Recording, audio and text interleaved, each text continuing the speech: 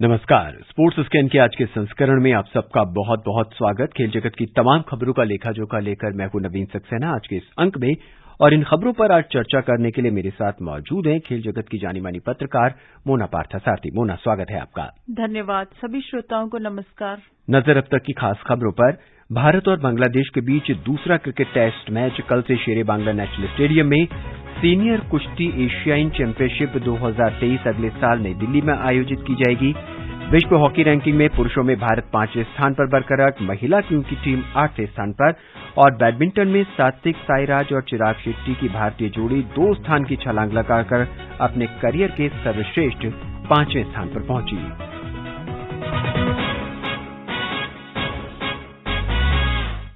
Sports scan में सबसे पहले बात क्रिकेट की। भारत और बांग्लादेश के बीच कल से ढाका के शेरे बांग्ला स्टेडियम में शुरू होने वाले दूसरे टेस्ट मैच से पहले भारतीय कप्तान केएल राहुल के नेट पर अभ्यास के दौरान चोटिल होने के कारण टेस्ट मैच में खेलना मुश्किल है, ये खबर आ रही है। हालांकि दूसरा मैच जब कल खेला जाएगा तो भारतीय टीम आत्मविश्वास से पूरी तरह से लबरेज होगी, जिस तरह की बैटिंग उन्होंने अपने पहले मैच में की है। मोना, बिल्कुल होगी। खासतौर पे सीमित ओवरों की श्रृंखला में जो हश्र हुआ है, भारत के प्रदर्शन जिस तरह से देखने को मिला है, उसके बाद बहुत ज्यादा जरूरी था टेस्ट मैच में टेस्ट श्रृंखला में अच्छी शुरुआत करने का। न सिर्फ खोया आत्मविश्वास लौटाने के लिए, बल्कि आपको पता ही होगा कि विश्व टेस्ट चैंपियनशिप की जो होड़ है वो काफी करीबी टीमें आपस में एक दूसरे के बहुत करीब हैं, पॉइंट की बात की अंतर है। और भारत को खासतौर पे जो पिछली बार की उपविजेता रही है भारतीय टीम, अब जितने 6 टेस्ट मैच खेल रहे हैं, जिसमें बांग्लादेश के खिलाफ ये 2 मैच भी है, तो भारत को ये सारे मैच जीतने होंगे ताकि शीर्ष 2 में रह सके, जब विश्व टेस्ट चैंपियनशिप फाइनल में जगह बना सके। तो ये सारा जो कैलकुलेशन है, ये कहीं ना कहीं टीम प्रबंधन के जहन में जरूर होगा। मोना, भारतीय टीम को जीत से उतना फर्क नहीं पड़ा जितने की दक्षिण अफ्रीका की हार से फर्क पड़ा है।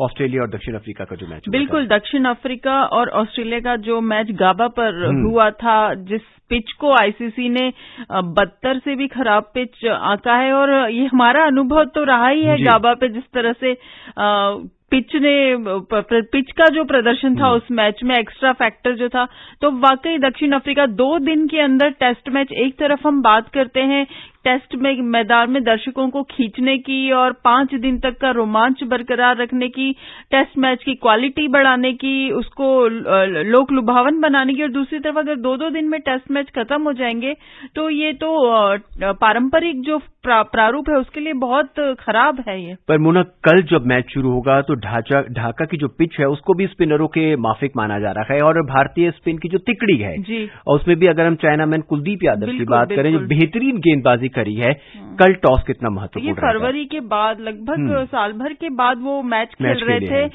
और उसके बाद 8 विकेट उन्होंने चटकाए। हालांकि मुझे समझ नहीं आया कि दूसरी पारी में उनको उतनी गेंदबाजी करने का मौका क्यों नहीं दिया गया, उनसे बहुत कम गेंदबाजी कराई गई, जबकि जबरदस्त फॉर्म में दिख रहे थे।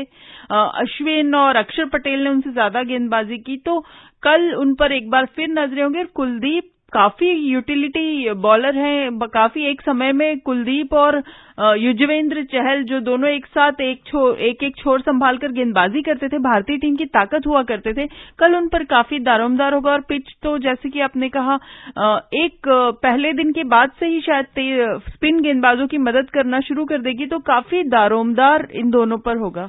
भारतीय टीम में कल कोई बदलाव देखेंगे आप?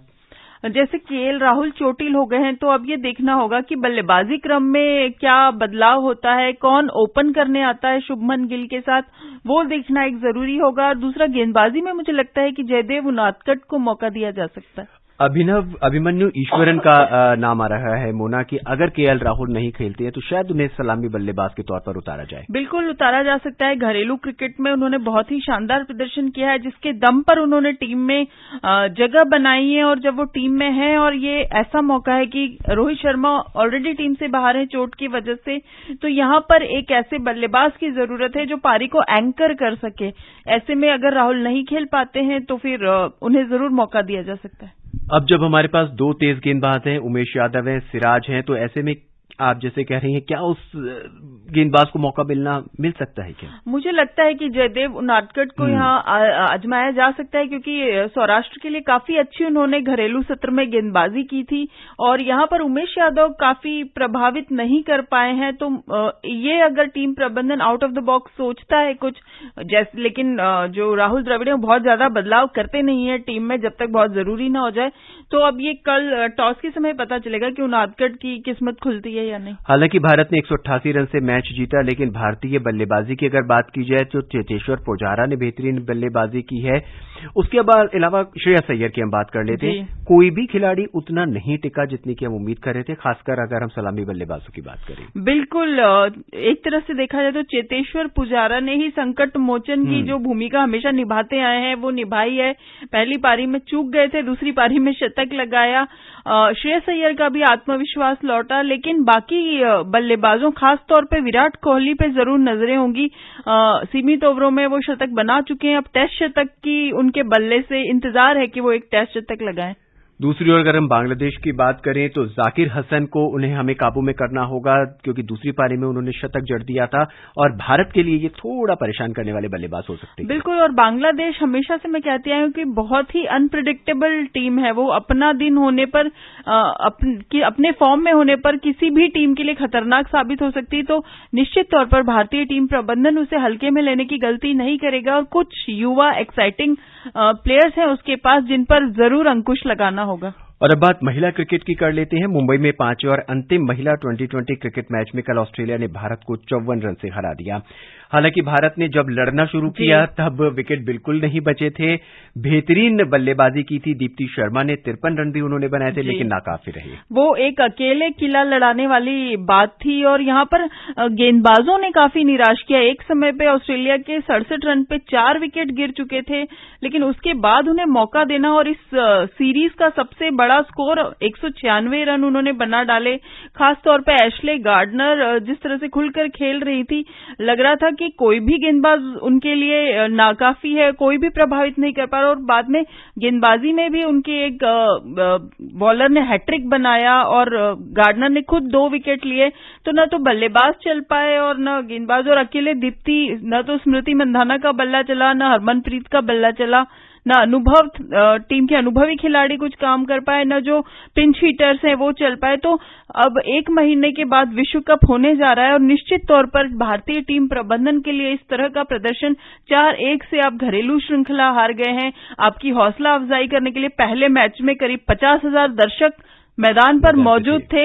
तो अगर दर्शक मैदान पर आ रहे हैं महिला क्रिकेट देखने के लिए तो निश्चित तौर पर वो टीम से अच्छे प्रदर्शन की भी उम्मीद कर रहे होंगे और इस तरीके का प्रदर्शन तो महिला क्रिकेट के लिए बहुत अच्छा प्रचार नहीं माना जाएगा। मुना, कल जब मैच में देखा जा रहा था कि भारतीय खिलाड़ी बहुत हड़बड़ी में थी, आप रन आउट हो रहे हैं, आप अपने कॉल को नहीं समझ पा रहे हैं।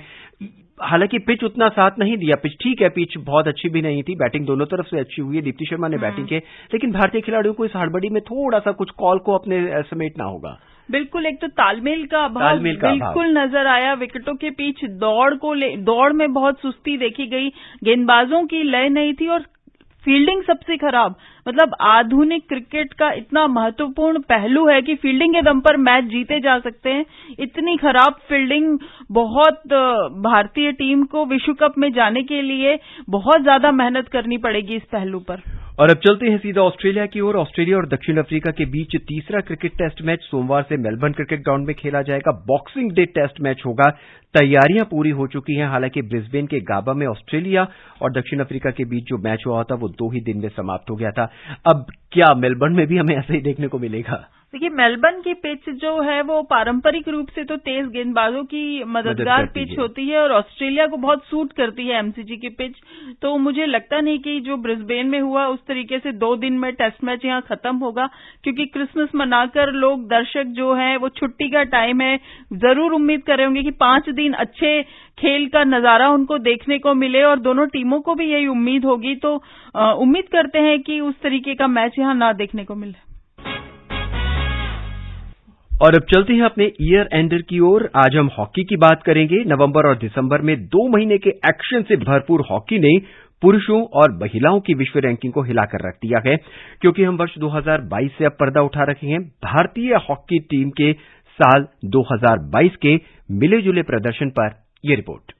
साल 2022 भारतीय हॉकी के लिए मिला जुला रहा, जहां हाल ही में भारतीय महिला हॉकी टीम ने कप्तान सविता पुनिया की अगुवाई में स्पेन को 1-0 से हराकर नेशन कप पर कब्जा किया। वहीं इसी टीम ने ओमान में निराशाजनक प्रदर्शन किया और विश्व कप से खाली हाथ लौटना पड़ा। इससे पहले टीम ने बर्मिंघम में कॉमनवेल्थ गेम्स 2022 में कांस्य पदक जीतकर इतिहास रच दिया था। इस चैंपियनशिप में भारत ने गत चैंपियन न्यूजीलैंड को 2-1 से पराजित किया। राष्ट्रमंडल खेलों के इतिहास में भारत का यह ओवरऑल तीसरा पदक था। वहीं एशिया कप में भी भारतीय महिला टीम ने शानदार प्रदर्शन किया और तीसरा स्थान हासिल किया। उधर पुरुष हॉकी टीम ने इंडोनेशिया के जकार्ता में एशिया कप हॉकी में कांस्य पदक हासिल किया। हालांकि इस टूर्नामेंट में भारत ने इंडोनेशिया को 16-0 से पराजित किया था, जबकि पाकिस्तान के साथ उसने 1-1 से ड्रॉ खेला था। वहीं राष्ट्रमंडल खेलों की बात करें तो बर्मिंघम में भारतीय टीम को निराशा हाथ लगी, जब उसे ऑस्ट्रेलिया से 0 के मुकाबले 7 गोल से हार का सामना करना पड़ा और रजत पदक से संतोष करना पड़ा। हालांकि भारतीय जूनियर पुरुष हॉकी टीम ने अपना दबदबा कायम रखा और सुल्तान जौहर कप का खिताब जीता। भारत ने तीसरी बार यह खिताब अपने नाम किया। Hockey, your favourite sport. Bharat का जो प्रदर्शन रहा, जो हमने अभी रिपोर्ट में सुना, आप किस तरह से एनालिसिस करती हैं? देखिए, भारतीय महिला क्रिकेट टीम की बात करें तो संतोषजनक कहा जा सकता है प्रदर्शन, क्योंकि बर्मिंघम में पदक जीता। याद होगा पिछले साल टोक्यो में जो शुरुआत हुई थी भारतीय टीम की अच्छे प्रदर्शन की, बर्मिंघम में राष्ट्रमंडल खेलों का ये तीसरा पदक था, क्योंकि मैनचेस्टर में 2002 में हम गोल्ड मेडल लेकर आए थे। उसके बाद अगली बार रजत पदक जीता था और ये कांस्य पदक जीता। तो शुरुआत बहुत अच्छी रही और हाल ही में अभी कुछ दिन पहले FIH नेशंस कप भारत ने जीता और जिस स्पेनिश टीम ने विश्व कप में भारत को हराया था, उसी टीम को हराकर भारत ने ये जीता है और यहां से उसे प्रो लीग में, जो काफी FIH का प्रेस्टिजियस टूर्नामेंट है, उसमें सीधे जगह मिल गई है और वो पेरिस ओलंपिक 2024 के लिए क्वालिफायर भी है। तो भारत की राह पेरिस ओलंपिक की इससे थोड़ी सी आसान होती नजर आ रही है। और अगर हम पुरुष टीम की बात करें तो सबकी नजरें थी कि इस बार राष्ट्रमंडल खेलों में जो ऑस्ट्रेलिया का दबदबा है वो खत्म करेगी भारतीय टीम, क्योंकि टोक्यो के बाद एकदम जो जोश था वो पूरे देश में, हॉकी प्रेमियों में, टीम में देखने को मिल रहा था और बिल्कुल लग रहा था कि बर्मिंघम में हम राष्ट्रमंडल खेलों में स्वर्ण पदक जीतेंगे। लेकिन वो 2010 की यादें फिर से ताजा हो गई, जब दिल्ली में ही 8-0 से ऑस्ट्रेलिया ने भारत को फाइनल में हराया था। और यहां पर यही है कि 7-0 से हम हारे, तो वो जो मान मर्दन का सिलसिला था राष्ट्रमंडल खेलों में वो लगातार जारी रहा। लेकिन अब हम उम्मीद करते हैं कि विश्व कप होने वाला है, भारत में होने वाला है, भुवनेश्वर और रौरकेला में अगले महीने से। और यहां पर जो विश्व कप में नहीं जीत पाने का जो लंबा इंतजार है, एक ही बार हम जीते हैं 75 में, तो वो इंतजार इस बार उम्मीद कर रहे हैं कि ये टीम खत्म करे। हॉकी के बाद अब बात कुश्ती की। कुश्ती में सीनियर एशियन चैंपियनशिप 2023 अगले साल 28 मार्च से 2 अप्रैल के बीच नई दिल्ली में आयोजित की जाएगी। यूनाइटेड वर्ल्ड रेसलिंग फेडरेशन ने इसकी घोषणा की। फेडरेशन ने खिलाड़ियों के लिए रैंकिंग स्पर्धा में अगले साल से 2 किलोग्राम की छूट देने की घोषणा की है। ये चैंपियनशिप 3 साल में दूसरी बार नई दिल्ली में आयोजित की जाएगी। ये जो 2 किलोग्राम की छूट मिली है, इससे खिलाड़ियों को फायदा होगा। बिल्कुल फायदा होगा और फायदा कुश्ती खेल को इससे भी होगा कि ये चैंपियनशिप भारत में हो रही है, क्योंकि जब भी कोई बड़ा टूर्नामेंट होता है वो उस खेल के लिए बहुत बड़ा बूम साबित होता है। और ये बड़ी चैंपियनशिप है, विश्व चैंपियनशिप है। और कुश्ती का हमारा पारंपरिक इतिहास रहा है कि हम कुश्ती में बड़ी ताकत माने जाते हैं। तो उम्मीद करते हैं कि यहां से भी भारत को ऐसे खिलाड़ी मिलेंगे जो ओलंपिक में दावेदारी पेश कर सके। वहीं बैडमिंटन में सात्विक साईराज, रंकी रेड्डी और चिराग शेट्टी की भारतीय जोड़ी 2 स्थान की छलांग लगाकर BWF विश्व रैंकिंग में अपने करियर की सर्वश्रेष्ठ 5वें स्थान पर पहुंच गई हैं। आज के स्पोर्ट्स स्कैन के संस्करण में बस इतना ही। मोना, हमसे जुड़ने के लिए, अपनी राय हमारे साथ साझा करने के लिए आपका बहुत बहुत धन्यवाद। शुक्रिया। चलते चलते एक नजर अब तक की खास खबरों पर एक बार फिर। भारत और बांग्लादेश के बीच दूसरा क्रिकेट टेस्ट मैच कल से खेला जाएगा। सीनियर कुश्ती एशियन चैंपियनशिप 2023 अगले साल नई दिल्ली में आयोजित की जाएगी। विश्व हॉकी रैंकिंग में पुरुषों में भारत 5वें स्थान पर बरकरार, महिलाओं की टीम 8वें स्थान पर पहुंची। और बैडमिंटन में सात्विक साईराज, रंकी रेड्डी और चिराग शेट्टी की भारतीय जोड़ी 2 स्थान की छलांग लगाकर अपने करियर के सर्वश्रेष्ठ 5वें स्थान पर पहुंची। आज के इस अंक में बस इतना ही। मुझे अली नवीन को दे इजाजत। नमस्कार।